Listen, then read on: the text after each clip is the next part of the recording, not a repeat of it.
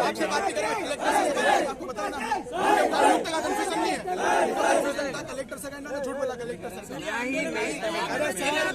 विराट जी से भी बात कर रहा था बिल्कुल। अभी उनने बोल दिया ना फिर बोलना मत। अभी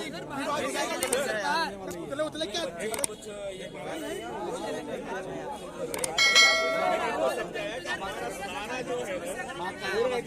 सर मेरी बात सुनो, आप अभी बताओ कि कब डलोगे छात्र।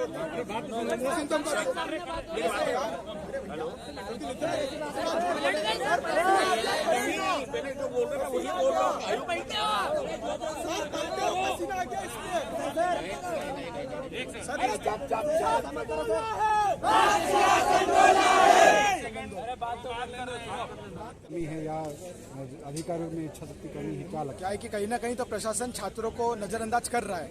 आपने भी अभी देखा है ना कलेक्टर सर आए ना इसके अधिकारी एसी सर आए, तो इससे स्पष्ट हो जाता है कि अधिकारी तो नकार रहे हैं, साथ में जो हमारे शिवराज मामा है उनको अपनी कुर्सी की चिंता है। जनजाति गौरव यात्रा हो, जनजाति गौरव दिवस हो, सराहनीय पहले बता दिए, लेकिन विद्यार्थी कहीं ना कहीं इस जो आर्थिक समस्या से जूझता है उसकी ओर ध्यान आकर्षित नहीं करते। लेकिन जैसे ही चुनाव आते हैं वोट मांगने के लिए सबसे पहले छात्रों की जो इन्होंने घोषणा करी, आवास योजना आवास रखी, पैसा नहीं डला, गांव की बेटी योजना पैसा नहीं डला, छात्रवृत्ति पैसा नहीं डला, स्टेशनरी पैसा नहीं आया। तो ऐसी योजनाएं सिर्फ चुनाव तक ही सीमित रहती है कि हम ये पूछना चाहते हैं। अगर नहीं होता है तो आप घोषणाएं नहीं मत कीजिए, और अगर आपको छात्र प्यारे नहीं है तो कुर्सी खाली करनी पड़ेगी। अच्छा, आप बता रहे थे कि छात्रवृत्ति न मिलने की मतलब अवस्था में काफी सारे छात्रों ने पढ़ाई छोड़ी, कुछ मजदूरी करके पढ़ाई कर रहे हैं। हाँ, हमारे साथ पढ़ने वाले से जब हमने पूछा कि आपने कौन सी क्लास में, बोलते हैं यार भैया हमने छोड़ दिया, एसएलसी लेना है। तो कारण पूछे तो बोले कि मैं जा रहा हूँ वो करने, गुजरात जा रहा हूँ मजदूरी करने। तो बताए तो बोले हमारे पिताजी है नहीं और हमको मेहनत करनी पड़ती है, छात्रवृत्ति 2 साल से आई नहीं, कोरोना की वजह से घर की आर्थिक स्थिति खराब है हमारी। दूसरा, प्रशासन ने राम टेक मैडम जो एसी सहायक सर की जगह आई थी, उन्होंने कहा कि 10 दिन में निराकरण करेंगे, लेकिन जो पॉलिटेक्निक का विषय है उसका जवाब किसी ने नहीं दिया। हमने पॉलिटेक्निक के सर से भी कहा है कि अगर आप 10 दिन में निराकरण नहीं करते हैं तो रिजाइन दे दीजिए।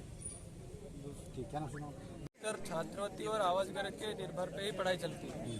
तो जिस तरह मध्य प्रदेश सरकार जो अभी वर्तमान में जो गौरव यात्रा वगैरह जो महापुरुषों का जो कार्यक्रम कर रही है वो भी बहुत बड़ा सराहनीय कार्य है, परंतु ये जो छात्र है ये भी कहीं न कहीं उन्हीं जनजाति क्षेत्र से आते हैं। तो अगर मुख्यमंत्री मामा जी अगर इनको अगर छात्रवृत्ति और आवास घर समय पे किताबें वगैरह उपलब्ध करवा के अगर पढ़ाई के लिए सहयोग करेगा तो निश्चित ही जो महापुरुषों की श्रद्धांजलि मिलनी चाहिए मिलना चाहिए।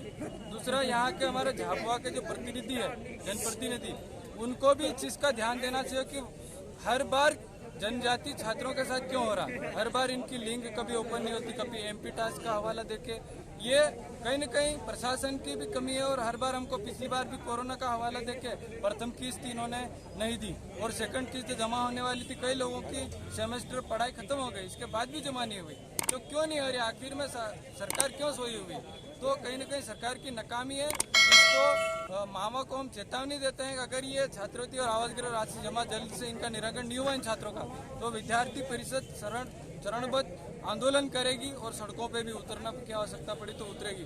उसकी संपूर्ण जिम्मेदारी, चाहे वो 144 लगाओ या कोई भी धारा लगाओ, उसकी जिम्मेदारी प्रशासन रखेगा। फिर सड़कों पे छात्र उतरेगा धरने पे।